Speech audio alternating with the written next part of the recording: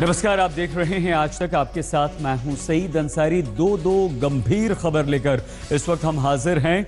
हम बात करेंगे और बताएंगे आपको पटना नाव हादसे की, लेकिन उससे पहले एक बड़ी खबर आ रही है। ये जो हम आपको दिखा रहे हैं इस वक्त, नाव हादसा हुआ था। नाव डूबने से 25 लोगों के शव अभी तक मिल चुके हैं, लेकिन उससे पहले एक बड़ी खबर आ रही है इस वक्त पश्चिम बंगाल से, जहां गंगा सागर में भगदड़ मच गई है। गंगा सागर के मकर संक्रांति मेले में भगदड़ मचने से अब तक एक मौत की खबर है। कई लोग घायल बताए जा रहे हैं और ये लोग गंभीर रूप से घायल बताए जा रहे हैं। मकर संक्रांति के अवसर पर हर वर्ष यहां गंगा सागर में मेला लगता है। इस बार भी ये मेला लगा था और हजारों की तादाद में श्रद्धालु यहां पर आए थे गंगा सागर में। वो पवित्र स्नान करते हैं मकर संक्रांति के अवसर पर, और उस वक्त जब ये स्नान के बाद लौट रहे थे तब ये भगदड़ मची है। भगदड़ कैसे मची ये अभी तक तय नहीं हो पाया है, इसकी जानकारी नहीं मिल पाई है। और लेकिन जो गंभीर खबर आ रही है वो ये कि कई लोग घायल बताए जा रहे हैं, और उन घायलों में से अभी जो जानकारी हमारे संवाददाता से हमें मिली है उसके अनुसार 3 लोगों की स्थिति बेहद गंभीर बताई जा रही है। एक की मौत हो चुकी है।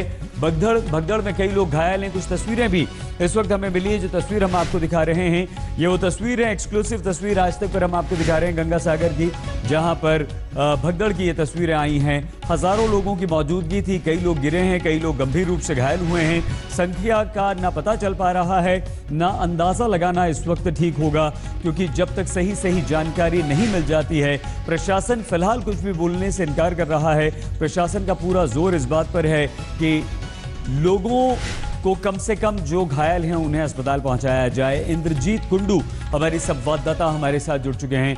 इंद्रजीत, बताइए क्या खबर, क्या हुआ? देखिए सर, इस वक्त हम लोगों को जो खबर आती है वो है कि कच्चू बेरिया करके जो जगह था गंगा सागर मेले के इलाके में, वहां में एक टेम्पोररी जेटी बनाई गई थी, जिससे जो पुण्यार्थी थे वो लोग जो वेसल है वो वेसल पकड़ने की कोशिश कर रहे थे उस जेटी में। ये आपको बता दें कि आज गंगा सागर मेला खत्म हो रहा था, इसीलिए लोगों में हड़बड़ी थी कि वो जल्दी घर वापस जाए।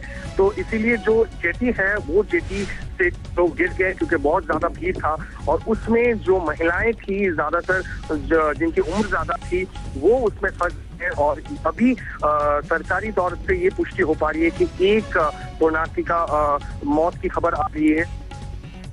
इंद्रजीत, धन्यवाद इस जानकारी के लिए, और जानकारी आप हासिल कीजिए। हम दोबारा आपके पास आएंगे। हमारे संवाददाता इंद्रजीत कुंडू जानकारी दे रहे थे। और अब हम बात करेंगे पटना नाव हादसे की। कल पटना में मकर संक्रांति के त्यौहार की रौनक जबरदस्त थी, लेकिन उसी दौरान लोगों से खचाखच भरी एक नाव गंगा नदी में ऐसी पलटी कि 25 लोगों ने जल समाधि ले ली। अभी तक 25 लोगों के शव निकाले जा चुके हैं। 100 से ज्यादा लोग इस नाव पर सवार थे जिन्होंने अपनों को खोया है। उनके घरों में मातम है। एनडीआरएफ की टीमें इस वक्त भी रेस्क्यू ऑपरेशन कर रही हैं। वो लोगों को खोजने की कोशिश कर रही हैं।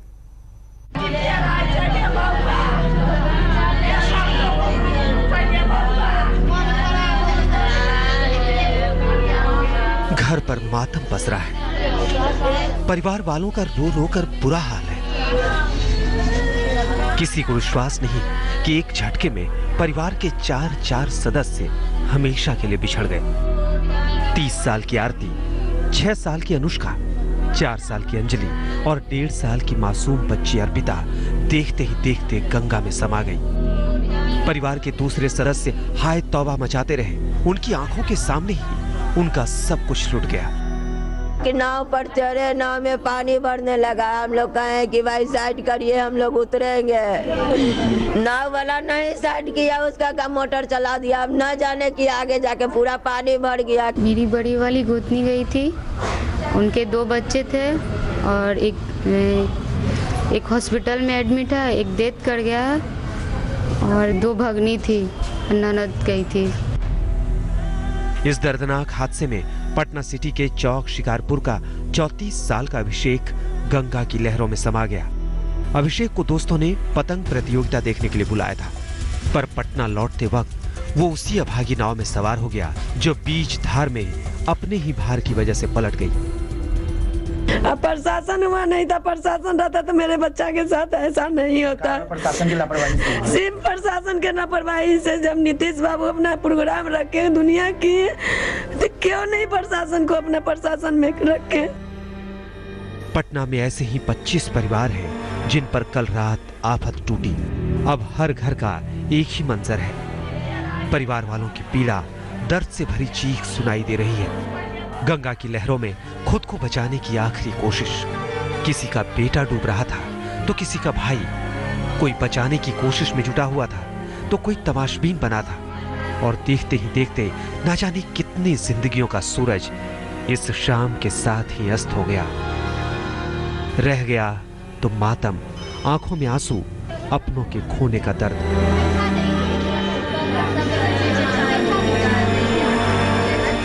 उम्र के ढलान पर पहुंचकर बूढ़ी माँ ये हसरत पाल लेती है कि बेटा मुसीबतों को बांट लेगा।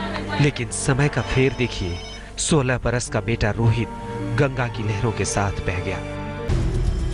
जिंदगी मातम कैसे बन जाती है, इसका पता कोई इस परिवार से पूछे। घर की बेटी भतीजे की तलाश में बदहवास है। मेरे मम्मी पापा और मेरी भतीजी गई थी। वो किसका पता नहीं चल पाया। मेरी भतीजी का मेरे भाई की बेटी है, उसका पता। चारों तरफ मौत का मंजर है। बेहतरीन ख्वाब के घरौंदे टूट गए हैं, राह में छूट गए हैं अपने। अब बस सिर्फ दर्द की दास्तानें हैं। शोक के लिफाफे में लिपटी हुई जिंदगी है। राजेश कुमार झा और सुजीत झा के साथ रोहित सिंह, पटना आज तक। और ऐसे में सवाल ये कि पटना में नाव हादसे के लिए जिम्मेदार कौन, वो भी तब जब नीतीश कुमार ने प्रकाशोत्सव और कालचक्र महोत्सव की सफलता के लिए अपनी खूब पीठ थपथपाई। देखिए, ये जो नाव है इसकी क्षमता उतनी नहीं थी जितने लोग इस पर सवार हो गए। 100 के लगभग लोग बताए जा रहे हैं जो इस नाव में थे और संतुलन खो बैठी ये नाव। उसके बाद ये हादसे का शिकार हुई और देखते ही देखते 25 जिंदगियों ने जल समाधि ले ली। जर्जर अवस्था में थी, इसकी स्थिति बिल्कुल ठीक नहीं थी, इस नाव की जर्जर थी। तो आखिर ऐसी नाव को चलने की इजाजत किसने दी? क्या प्रशासन इसके लिए जिम्मेदार नहीं है? क्योंकि मेले की जिम्मेदारी और मेले का आयोजन प्रशासन की तरफ से किया गया है और प्रशासन ये बहुत अच्छी तरह से जानता था कि इस तरह की जो नावें हैं वो यहाँ पर चलती हैं। लोग इन नावों से होकर आसपास के गांवों से यहाँ पर इस मेले में, मकर संक्रांति के पतंग मेले में दियार के इलाके में हिस्सा लेने के लिए हाजिर आते हैं। तो ऐसे में प्रशासन पर ज़बरदस्त सवाल यहाँ पर खड़े हो रहे हैं और एनडीआरएफ की टीमें अभी भी बचाव के काम में जुटी हुई हैं, क्योंकि एनडीआरएफ का ये कहना है कि जब तक प्रशासन हमें नहीं कहता है इस ऑपरेशन को बंद करने के लिए, या लोगों की तरफ से लगातार जो लापता लोग हैं उनकी खबरें आ रही हैं और परिवार वाले कह रहे हैं कि हमारा किसी का भाई, किसी का बेटा, किसी की पत्नी, किसी की माँ अगर लापता है, तो जब तक सब नहीं मिल जाते हैं, सबके बारे में कोई ना कोई जानकारी नहीं मिल जाती है एनडीआरएफ की टीम को, तब तक हमारा ये ऑपरेशन चलता रहेगा। 20 सेकंड का समय था वो। सिर्फ जैसे ही संतुलन खोया नाव ने, नाव डूबी, लोग पानी में गिरे, 20 सेकंड में सब कुछ खत्म हो गया। देखिए हमारी इस रिपोर्ट में।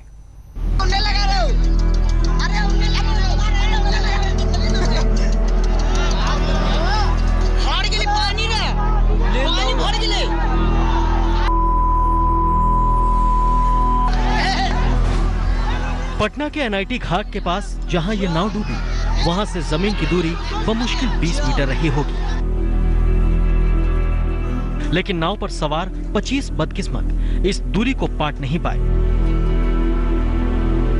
और बचाओ बचाओ की टूटती आवाज के साथ एक एक कर गंगा के मटमैले पानी में हमेशा हमेशा के लिए समा गए। एक बच्चा है, आदमी नहीं डूबेगा, बच्चा आपको लग रहा था।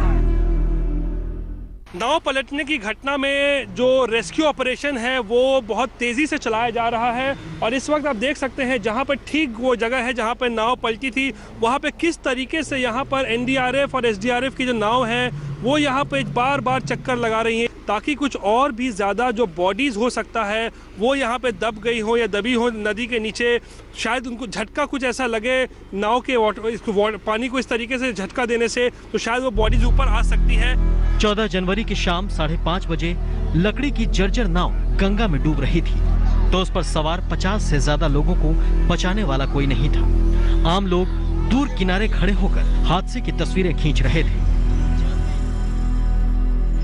अब तक जो पटना में नाव पलटने से 25 लाशों को पानी से निकाला गया है, उसमें से 24 लाश सिर्फ एक शख्स ने निकाली है। राजेंद्र मल्लाह नाम है इनका। ये जो आप मेरे दाहिने तरफ ये देख सकते हैं, ये नाव जो आप देख रहे हैं, यही वो नाव है जो डूबी थी, जो वहां पर नदी के बीच में पलटी थी। राजेंद्र जी, ये जो नाव आप भी देख रहे होंगे, ये इतनी बड़ी नाव देखने में लगती है, क्या इसकी क्षमता कितनी होगी, कितने लोग इसमें बैठ सकते हैं? क्षमता है 25 आदमी के, लेकिन लदा हुआ था, इसमें ओवरलोड लद गया था 50 आदमी। यह 50 आदमी ओवरलोड में ही नाव डूबा था। यह नाव पूरा काफी पुरानी और जर्जर नैया है, इसी में दुर्घटना घटी है। अब जब एक साथ 25 लोगों की मौत की पुष्टि हो चुकी है, तो प्रशासन के हाथ पांव फूल गए हैं।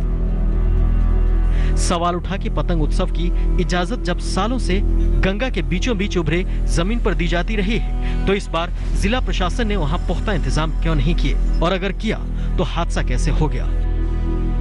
कल रात तक 20 शव बरामद कर लिए गए थे। कल रात लगभग 12:30 बजे तक ये ऑपरेशन चला और 20 शव बरामद कर लिए गए। रात को 4 मिसिंग पर्सन्स की इन्फॉर्मेशन मिली थी, 4 मिसिंग पर्सन्स की। तो आज सुबह से फिर से सर्च ऑपरेशन जारी रहा और चारों लोग जो मिसिंग थे उनको रिकवर कर लिया गया है।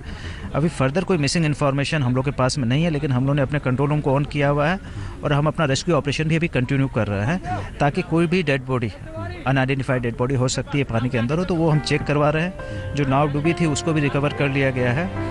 पटना में प्रकाश पर्व के अवसर पर 2 से 5 लाख लोग पहुंचे, लेकिन एक हादसा नहीं हुआ। गया में आयोजित कालचक्र महोत्सव में लाखों लोग आए। प्रशासन ने यहाँ भी शानदार काम किया और मुख्यमंत्री नीतीश कुमार ने खूब वाहवाही लूटी। अब सवाल उठता है कि इस समारोह के मुकाबले मामूली पतंग उत्सव के लिए ऐसे ही तैयारी क्यों नहीं की गई? नाव पर क्षमता से ज्यादा लोग कैसे सवार हो गए? क्या जिला प्रशासन ने नाविकों के लिए कोई निर्देश जारी किया था? क्या पतंग उत्सव में लोगों को गंगा पार कराने वाले नाव की जांच की गई थी? और क्या मनमानी करने वाले लोगों के खिलाफ कार्रवाई करने के लिए पुलिस का कोई जवान वहां तैनात था? जाहिर है नहीं। अगर होता तो 25 लोगों की मौत नहीं होती। रोहित कुमार सिंह के साथ सुजीत कुमार झा, पटना, आज तक।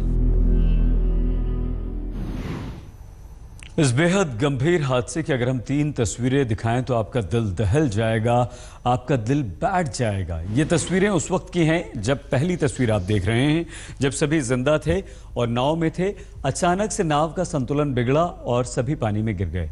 और ये सिर्फ 20 सेकंड बाद दूसरी जो बीच वाली तस्वीर है, जब ये डूब रहे थे, 20 सेकंड का समय है नाव के डूबने, नाव के पलटने और लोगों के डूबने में। और उसके बाद जब ये नहीं बचे, एनडीआरएफ की टीमें वहां पर अपनी बोट से राहत और बचाव का अभियान चला रही हैं। लेकिन ये तस्वीरें वाकई डरा देती हैं। जो कुछ वक्त पहले हमें जिंदा दिख रहे हैं, वो सिर्फ 20 सेकंड बाद जल समाधि ले लेते हैं और उनमें से 25 लोगों के शव बाद में निकाले जाते हैं। रुख अगली खबर का। फिर से एक जवान ने वीडियो के जरिए अपने दर्द को दुनिया के सामने रखा है और इस जवान ने इस बार सीआरपीएफ की पोल खोली है। इस जवान ने स्टिंग ऑपरेशन के जरिए साहब के घर पर बूट पॉलिश करते हुए एक जवान की तस्वीर को कैमरे में कैद किया है। आज तक के कैमरे पर उसने ऐसे ऐसे खुलासे किए हैं जो आपको हैरान कर देंगे। बहाली अर्धसैनिक जवान के तौर पर, लेकिन काम साहब की बूट पॉलिश, बगान में कुदाल चलाना और जब इन सब से निपट जाए तो साहब के कुत्ते की देखभाल का जिम्मा। सीआरपीएफ के एक जवान ने अपने मोबाइल कैमरे के जरिए चोरी छिपी ये तस्वीरें बनाई है। आरोप है कि एक सीआरपीएफ के डीआईजी स्तर के अधिकारी के घर पर जवानों से नौकरों की तरह सलूक किया जाता है। आज तक को ये वीडियो सीआरपीएफ के एक जवान मीतू सिंह राठौर ने मुहैया कराया है और दावा किया गया कि भोपाल में तैनात डीआईजी के घर में खुद उसने इस स्टिंग को अंजाम दिया।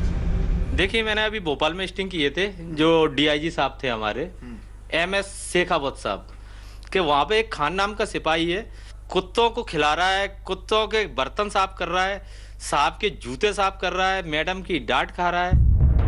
मीडिया के सामने आने की हिम्मत दिखाने वाले इस जवान का दर्द समझिए। वो कहता है वर्दी तो देश के लिए मर मिटने के लिए पहनी थी, लेकिन ये क्या, अफसरों ने उनका सम्मान लूट लिया। एक जवान केवल देश पे गोली खाने के लिए भर्ती है, ना कि जूते बर्तन साफ करने के लिए। जवान मीतू सिंह ने अफसरों की पोल पट्टी खोलनी शुरू की।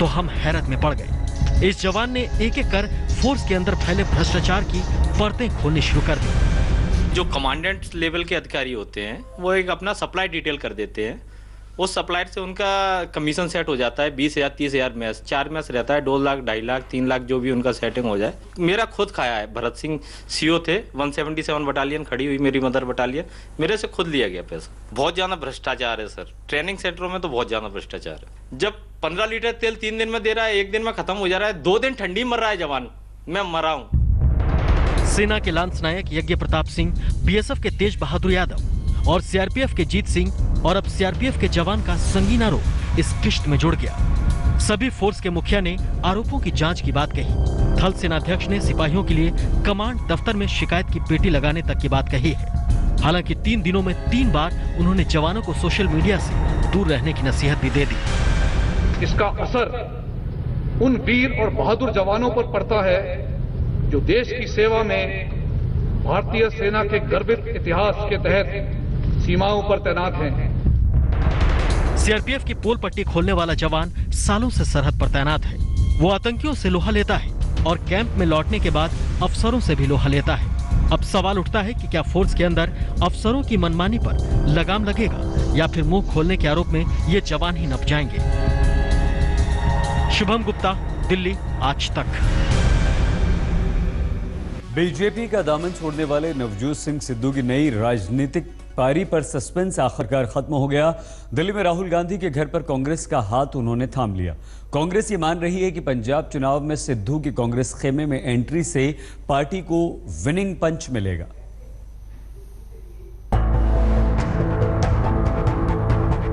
इन तस्वीरों को जरा गौर से देखिएगा। पंजाब के चुनावी दंगल में कांग्रेस ने अपने मंगल के लिए नया दांव खेल दिया है।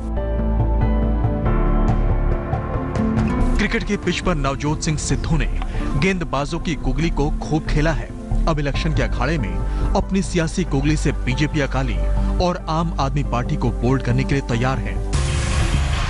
दुनिया कयास लगाती रह गई और बीजेपी का दामन छोड़कर अगर मगर की दुविधा में फंसे सिद्धू ने चुपके दिल्ली में राहुल गांधी के हाथों हाथ का साथ थाम लिया। जी हां, कैप्टन को अपनी टीम में एक मैच जिताऊ खिलाड़ी मिल गया है।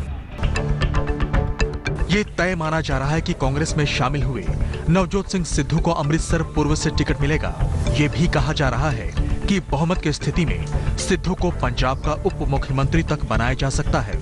सवाल है कि क्या सिद्धू का यह नया दांव कांग्रेस के लिए फायदेमंद साबित होगा? क्या कांग्रेस की पिच पर सिद्धू जीत का छक्का लगा पाएंगे? क्या सालों तक जिस पार्टी में पले बढ़े उसी पार्टी के खिलाफ जनमत मिलेगा? बाकी सियासत में फैसले तस्वीरों और तकदीरों को बदलते देर नहीं लगती। अब सिद्धू दंपति अकाली बीजेपी सरकार को ड्रग्स से पंजाब की तबाही का कसूरवार बता रहा है। दावा कर रहा है कि कांग्रेस से ही 5 नदियों के प्रदेश का भला होगा। तबाह किया है पंजाब को ड्रग्स में और माफिया रूल के साथ, वो भी पंजाब की धरती भूलने नहीं लगी। और ऐसी पार्टी के साथ खड़े होने से अच्छा है कि वो पार्टी जो नई सोच लेके आई है पंजाब को बचाने की, उनके साथ खड़े हो। नवजोत सिंह सिद्धू का सस्पेंस खत्म हो चुका है। इंतजार अब चुनावी नतीजों का है, जो बताएगा कि सिद्धू का दंगल कांग्रेस का मंगल करता है या अमंगल। अमृतसर से अमित, चंडीगढ़ से सत्येंद्र चौहान और आशुतोष मिश्रा के साथ कुमार विक्रांत सिंह, दिल्ली, आज तक। उत्तर प्रदेश विधानसभा चुनाव में बीजेपी उम्मीदवारों से जुड़ी एक बड़ी खबर है। इस वक्त दिल्ली में केंद्रीय चुनाव कमेटी की बैठक चल रही है। प्रधानमंत्री नरेंद्र मोदी खुद इस बैठक में शामिल होने पहुंचे हैं। बैठक में 5 राज्यों के उम्मीदवारों की लिस्ट पर मोहर लगेगी।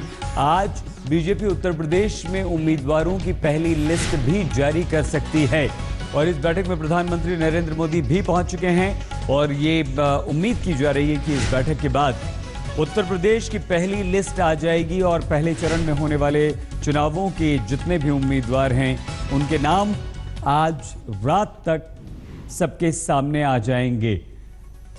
हम होते हैं बस कुछ ही देर में हाजिर, क्योंकि बस अब से कुछ ही पलों में आप 0 डिग्री से नीचे यानी कि जमी बर्फ से हमारी संवाददाता मीनाक्षी कटवाल की कुफरी से बर्फबारी पर विशेष पेशकश देखते रहिए। आज तक।